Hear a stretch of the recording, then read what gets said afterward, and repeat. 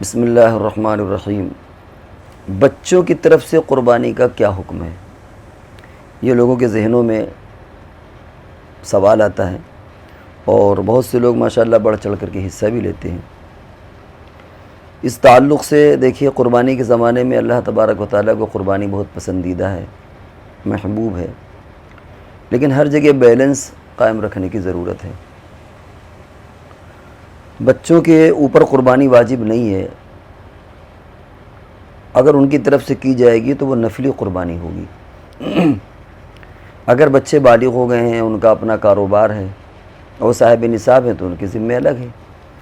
لیکن اگر سب مشترک رہ رہے ہیں، ایک ساتھ میں ہیں، کچن ایک ہے، باپ ہی کا کام ہے، تو ظاہر بات ہے کہ وہ بچے باپ کے تابع ہیں۔ ان بچوں پر چاہے وہ بالغ ہوں یا نابالغ ہوں، ان بچوں پر قربانی نہیں ہے، واجب نہیں ہے۔ اگر کوئی نفلی کر سکتا ہو تو کر لے۔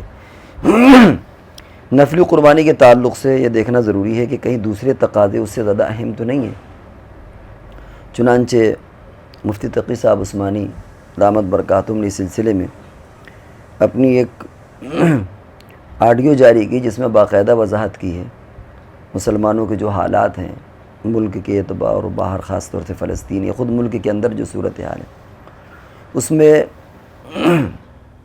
اس پر غور و فکر کی دعوت دی ہے کہ یہ جو ہم نفلی قربانی اور نفلی عمرے اور اس طرح، تو کیا اس کے دوسرے ہمارے لیے اور ملت میں دوسرے تقاضے ہیں یا نہیں، اس سے زیادہ اہم تقاضے ہیں یا نہیں۔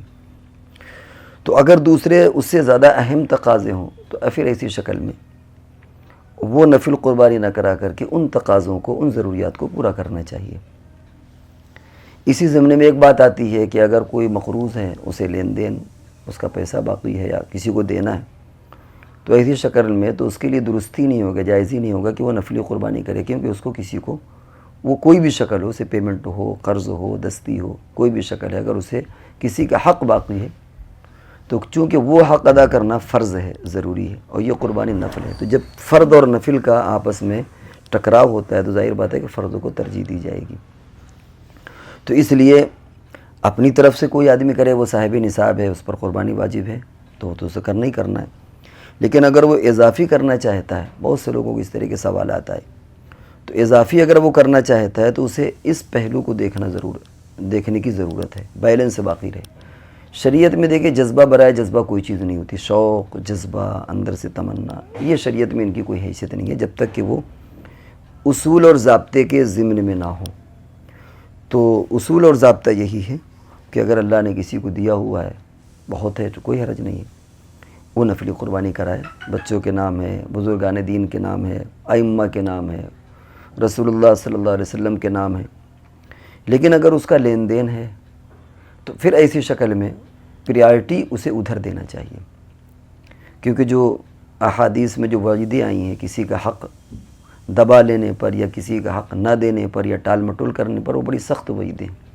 تو پھر ایسی شکل میں سمجھداری یہی ہے اور شرعی تقاضا بھی یہی ہے کہ انسان جو اس کے اوپر واجب ہے اس کا حق ادا کر دے، اور یہ جو نفل وہ کر رہا ہے وہ نفلی نہ کرے، کیونکہ یہ گویا اللہ کو بجائے خوش کرنے کے کہیں ایسا نہ ہو کہ ناراض کرنے کا ذریعہ بن جائے۔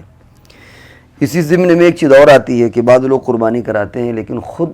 ان پر اتنا لون ہوتا ہے، بینک کا لون ہے، کسی اور کا لون ہے، کہ اگر اسے بیلنس کیا جائے تو معلوم یہ ہوگا کہ وہ خود بہت زیادہ مقروض ہیں، تو ایسی شکل میں پھر ان پر بھی واجب نہیں رہتی وہ، کیونکہ ظاہر قربانی مالدار آدمی پر ہے۔ تو ان تمام چیزوں کو مد نظر رکھ کر کے اگر ہم قربانی کریں گے تو اس کی جو قربانی کے فضائل، برکتیں، وہ ہمیں حاصل ہوں گی۔ اور اگر ہم نے ان تمام چیزوں کو مد نظر نہیں رکھا تو ممکن ہے ہمارے دل کو تسلی ہو جائے اور ہم اپنے طور پر خوش بھی ہو جائیں کہ ہم نے ایک فریضہ ادا کیا اور ہم نے ایسا کیا، ویسا کیا، ان کی طرف سے کیا، ان کی طرف سے کیا، لیکن جو شریعت کی روح ہے اور جو شریعت کا منشا ہے اس کے خلاف ہوگا۔ تو اس طرح کے اس عرصے میں بہت سارے لوگوں نے سوالات کیے، مناسب معلوم ہوا، حالانکہ وقت نکل چکا ہے، بقرعید ہو چکی ہے، لیکن مناسب معلوم ہوا کہ اس طرح کے ایک ویڈیو بنا دی جائے، ممکن ہے لوگوں کے ذہن میں رہے اور اگلے سال ان کو یہ چیز کام آئے۔